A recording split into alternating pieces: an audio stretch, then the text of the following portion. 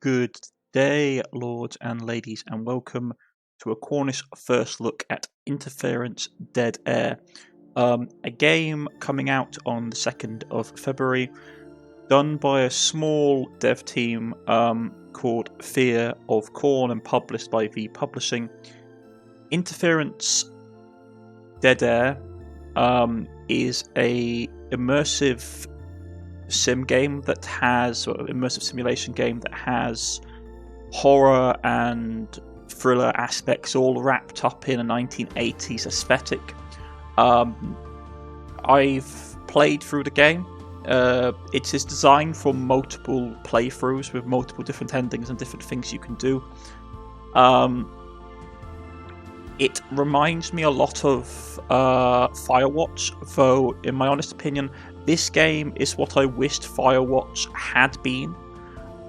Without spoiling too much of that game's plot, let us just say that I wish that the narrative and the atmosphere that Interference Dead Air has was what was in Firewatch and not the actual plot that Firewatch had, to be honest. This game is not something that I would normally pick up. It's not really a genre that I've ever really dabbled with a lot of. But this game is, for as short as it is, the atmosphere it builds and just the gameplay that you get out of it is really immersive. It really hooks you, and the characters are for the dialogue that the characters have in the game. It's really interesting. And I would, straight off the bat, I think this is a really, really, really good title from Fear of Corn, and I look forward to seeing more stuff they bring out of the future, or if they even expand the universe of Interference Dead Air, maybe make a bit more open world game, not open world, but a bit more sort of larger area to expand, like Firewatch. That would be absolutely incredible. But this is what I wished Firewatch had been.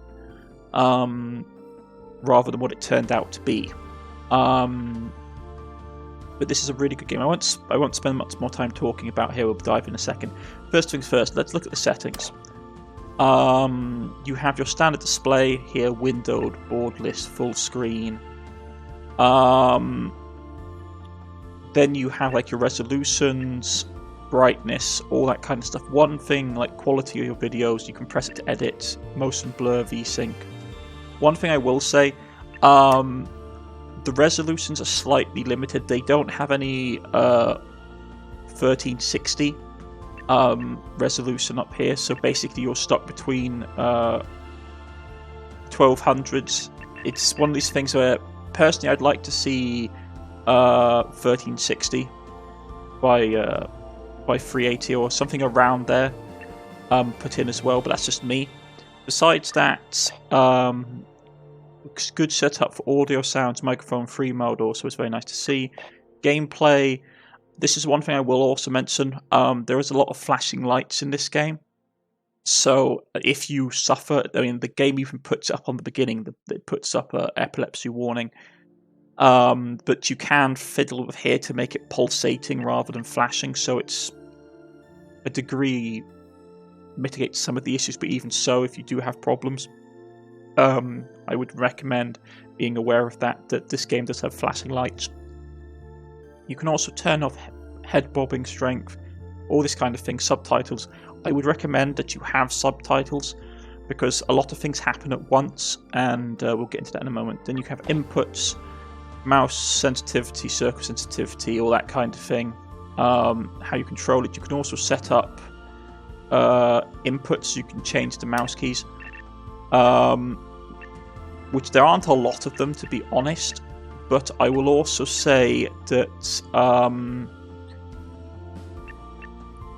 the controls are never actually really described to you how to use in the game. I think that's one of that this game does have one or two things that I do think that they do need to address. As great as it is, it's very much sort of find out and experiment on your own, which is fine. But I do think that maybe having like a small tutorial section right at the beginning, just allowing you to get through the basic things like how to crouch, how to examine objects, how to rotate objects around to look at stuff, That kind of thing would be nice to have. You don't really need to know how to do those kind of things, because the basic controls are explained to you constantly throughout the game on the side, like how to interact with stuff, how to turn stuff off. That's fine, but a lot more of the nuance and depth of the game comes out from experimentation, and I do think that it would be useful for them just to have maybe like a little tutorial that allows you to walk around, like maybe a dummy office or something, like a dummy cubicle, allowing you to pick stuff up and interacting with things and looking at things, just to get a bit more start of the game. So you're going into a bit more used to the controls. But let's dive into Interference Dead Air and see what the game is about. Another thing I will say before we do, I love the music in this game. The 1980s music is really nice, and it gives a very atmospheric sense to the setting. But let's dive in.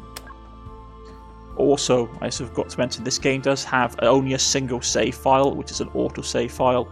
So every time you play through the game, it does save over your previous save, which is just how it is. I'm not a fan of having single save files, to be honest. I'd rather have just a full save file.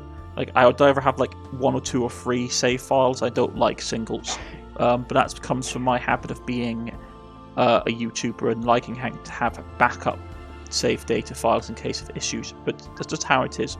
So let's dive in with a new game.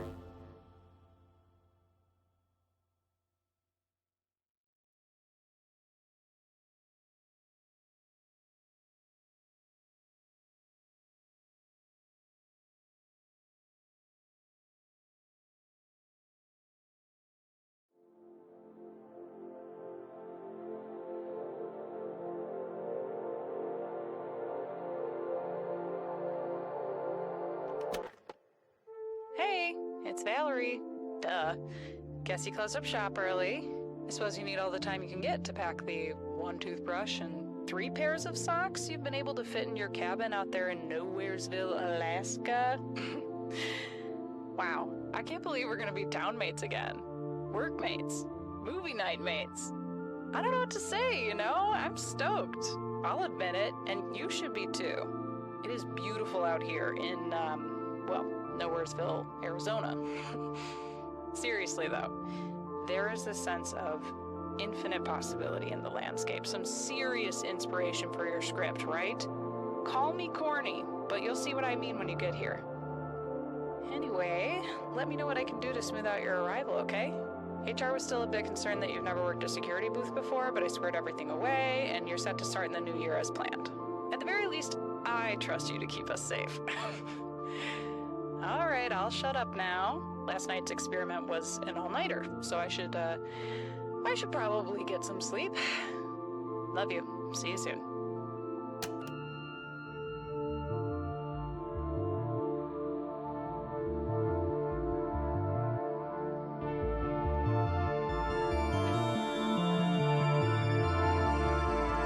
Are you serious?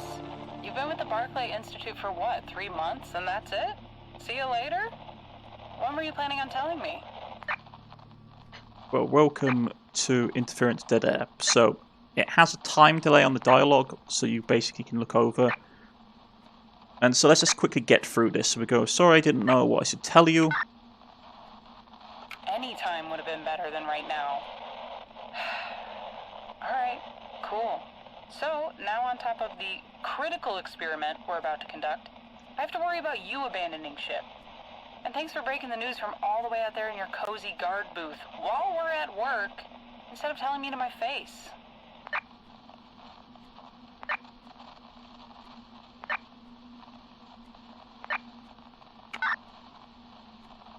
So now what? What's next with that Swiss cheese resume of yours? Barclay wouldn't have even looked at it if I hadn't pulled some strings to get you here.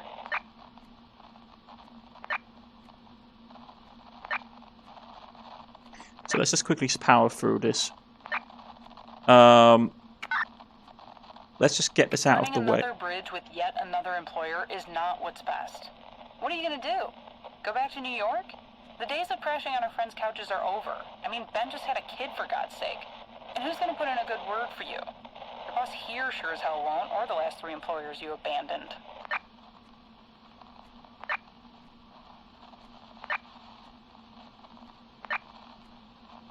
let's just quickly power through this.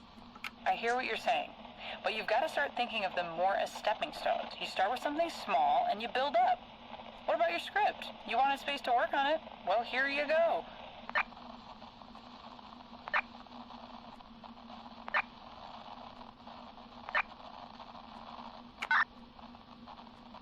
Then you can learn where things went wrong and make your next one better.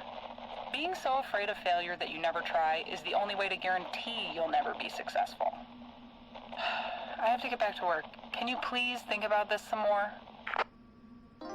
Okay. Welcome back, my righteous So, radio ravers. welcome You're totally to tuned into Interference KZR, Dead the Air. only radio station as far as you or I are concerned. Let's just But for you quickly right turn now, here to off kick off the another radio. exclusive hour of audacious ostinatos is that We Rose cannot. Finch number Okay, you know and fantastic. love. This is Interference. But here it is, folks. This is the immersive sim of Interference Dead Air. That was our friend Valerie on the phone, which will play a large part in the story. But the game takes place in this rather cramped little guard station in the middle of nowhere, Arizona. So let us just focus on this. I do like this game. The whole point of the game, without spoiling off the plot, is that you have to guide your friend, or if you want to, that's the main plot arc that you can follow, but there are other things you can do. You basically guide Valerie through the building that she's in to try and get to the exit, and other things happen along the way. Now, you can interact with the story as much as you want or as little as you want. There's all kinds of things you can interact with, places that you can try and get into, like here, like find the code to get into your equipment stash, which is something I've already done, so I won't spoil it to show you where the code numbers are hidden. But as you can see, things are starting to go a bit strange. Now, where did I leave my torch? It was around here somewhere. Can't go outside because there's a rattlesnake. Fantastic. I know I had a torch around here somewhere. Well, I definitely had a torch in the last playthrough I did of this.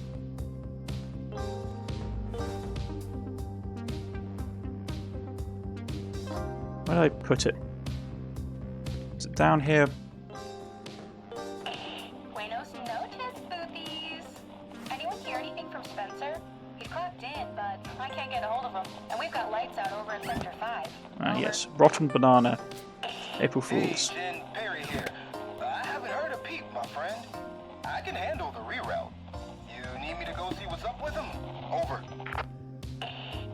Where Negative. is the torch? I'm feeling a little cooped up in this office anyway. Wouldn't mind a little fresh air. Besides, who's gonna stop me? The place is a ghost town tonight except for a few mad scientists. Radio if you need me. Thanks, Perry. Over and out. There's all kinds of things you can do. You can put videos on the TV. You can watch films like that.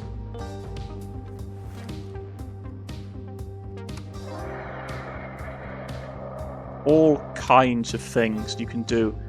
Now, but where did I leave my torch? You can also look through binoculars. The game is very much how you do your own adventure. Now, I really want to find where I left my torch. There's also a whole load. I will try and not spoil the story, but you can see there's a lot of things that are ongoing. Now, where is that torch? But yes, so you have a couple of things you interact with. You have this, which is your communication to the outside world. You have your computer, which is showing some kind of power outage at the moment, which we can't do anything about.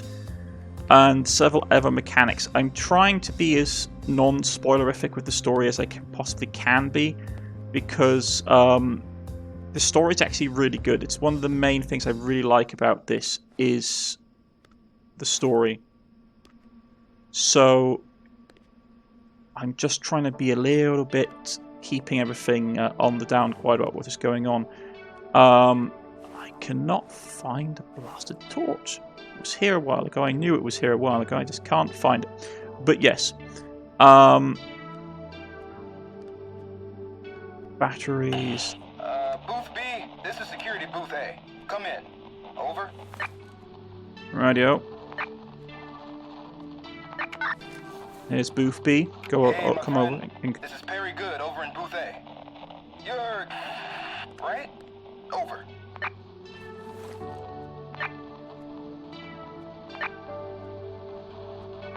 That's me. Pleasure to officially meet you, my friend. Apologies for dragging my feet on making your acquaintance. I haven't been too keen on making new friends ever since Jenkins took over and fired a bunch of my buddies. This beeping you can sound here is basically how long you got to reply.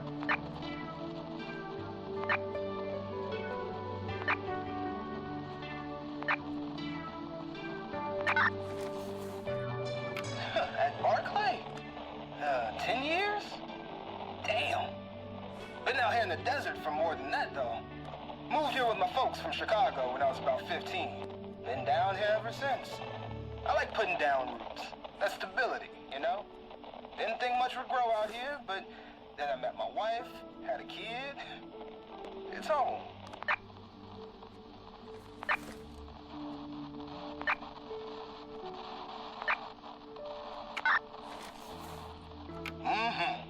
My whole world's out here, and I love it, my friend.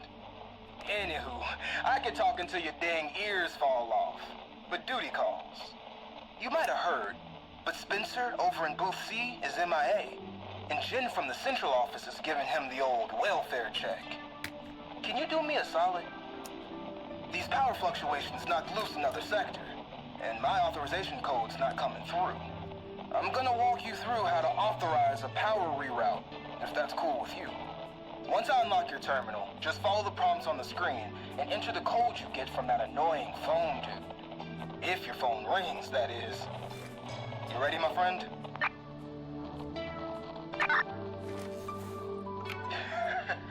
You'll know him when you hear him. The phone should ring after you request the code from the computer. All right, your terminal's unlocked. Just follow the prompts on the computer. So here we go. We get our code. You go over to here. Automated phone authorization system.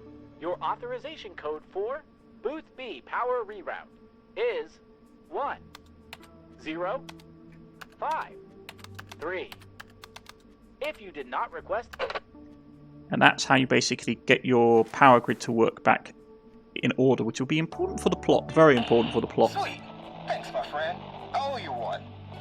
By the way, you haven't seen a Ravine Rush disc laying around, have you? What the hell was that? Oh, damn. Do you see that smoke? That's over by Spencer's post. I'm gonna hightail it over there, see what's going on. Keep an eye on that power grid. Over and out. And thus the story begins. Well, not really sure what just happened there. Seems we're having some technical difficulties.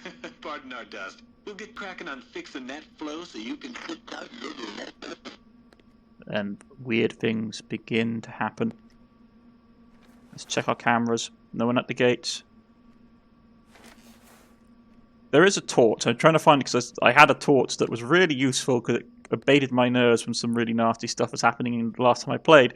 But now I can't find the blinking thing. So, yes, that's great. One thing I have noticed, the little counter here on your radio transmitter basically indicates the number of playthroughs you've played through so far, since it's showing number 3. Hey, are you there? Please answer me. Oh, God. Please.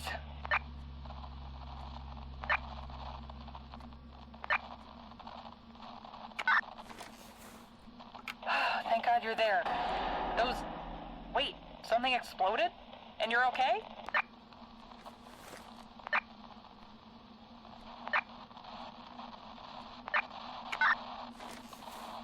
Wow, I hope everyone's okay. Things are, well, a bit tense over here. Those, unseen order people, that group that's always bothering us, Those goddamn cultists, more like it. Dr. Littman, please. Yeah, those somehow got into the facility and are trying to get to us in the central lab. Like, this goes way beyond the picketing and protests. The blast doors are engaged, but they're heavily armed, and we're not sure if the doors are gonna hold. We can override the security protocols on one of the other doors, but those cultists interrupted our experiment. And we can't just leave things out in the open like this. Valerie, what are you still doing here? You need to go. Oh, what about the... Valerie, you need to get that research somewhere safe. Go. We can handle the rest of the containment procedure. Anton, are the pH levels stable yet? Yes, I just forgot to tell you, Paul. I see. I don't know what you heard. Williams wants me to get the core research out of the lab, but I can't just... If they don't secure everything, I can't. I don't... Dr. Spears is. I don't know what to do.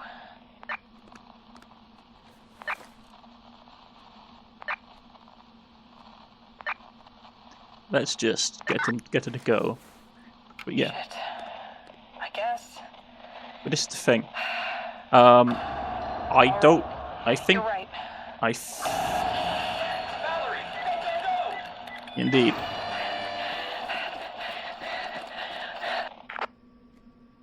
But that is the start of the story. So I think what we'll quickly do is, I won't spoil too much of the gameplay, to be honest. You've seen how the game basically works. From there, you have to direct her through the building. You start off with a starting number of the rooms she's in, and then you guide her using directions on the radio into different rooms. She can only pass through doorways. She can't go along corridors for long periods of time. And you're trying to get her to one of these exits. That is the basic theme, the main theme of the game. Now, I don't want to spoil more of the narrative than I'm able to, because the game is really, really interesting from a plot wise. But it is relatively short. The main story, if you know what you're doing, can be done in about an hour, give or take. So that's why I'm reluctant to show off too much of the main narrative. There is other things there. There's things you can interact with. There are secrets. There's things dotted around your little security guard cubicle that you can look into and have explore. There's videos you can watch. There's games you can play. You could obviously, you probably saw that you noticed that there was bits of paper shoved behind things and under things, and gives a lot more sort of expanded to the lore. You can even, as you saw when we were talking to Valerie, you can even just turn off your radio, put a video on, have a cup of coffee, and just like watch the world end. So there's multiple different endings. Myself playing, the problem is when I play games like this, I tend to play like the good guy, like basically like every cliche 1980s action hero trying to do the best and save the day. So I don't know how much of I could just turn off the radio and leave people to their fate kind of thing I could do. So it's something to experiment. This game's all about experimentation and having fun. The music's really good. There's a lot of things that I like. A couple of things I do think they could do better is, like, as I was showing you the map and explaining how you sort of navigate Valerie through it, you really have to be on top of knowing where you start off from and tracking where you're sending her. Because in my first playthrough, I got completely lost and just got completely turned around and couldn't figure out where she was, because he doesn't tell you which room she's in besides being in restrooms when she's moving about. So if you're trying to get her out of the building, you have to be really on top of remembering like where she is on the map. I'd suggest you use the little posted markers, like little board pins, to basically mark on the map which room you've sent her to, so you know exactly where she is. Because it can be a bit confusing how she explains how she moves about. The easiest way to describe it is that she will basically go from room to room, but she will never walk down main hallways. So it's one of those things where she'll go across a hallway, but she'll never go through it. She'll never go down a hallway to avoid things. There's other mechanics that come into play as well to make it more complicated. I really like it a lot. I'd like to see if they do a sequel to this game or an expansion. Maybe have a slightly like opened up world. Maybe we have to do stuff outside the cubicle. That would be really nice, outside the guard post. maybe our thing, basically, maybe something goes wrong in our little post, and we have to like get on, like leg it on foot to somewhere where we can try and help Valerie another way. But it's a really good game.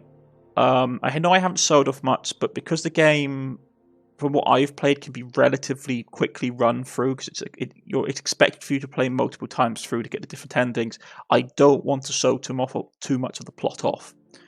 But you saw the general theme of Interference Dead Air, which is that you're having to sort of juggle talking with people on the radio to dealing with the sort of distribution of power outages throughout the facility. At the same time, you're having to use the map on the wall behind you to basically navigate Valerie through the complex, and you're trying to do all these things at the same time, if, that is, you want to basically follow like the main narrative and you don't want to do something else. But as you could see, there are plenty of other things to do. Maybe you don't like Valerie and you're basically going to deliberately like screw over her attempts to escape. Maybe you're just going to turn off the radio and just like watch videos and drink coffee and eat crisps and let the world burn.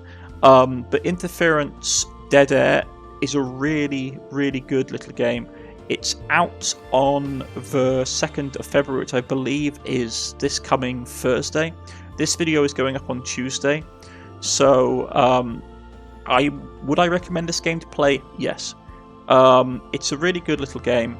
I can't remember off the top of my head how much it is, the retail price is going for, though I will put a link in the video below, in the description below, so you can find it on Steam.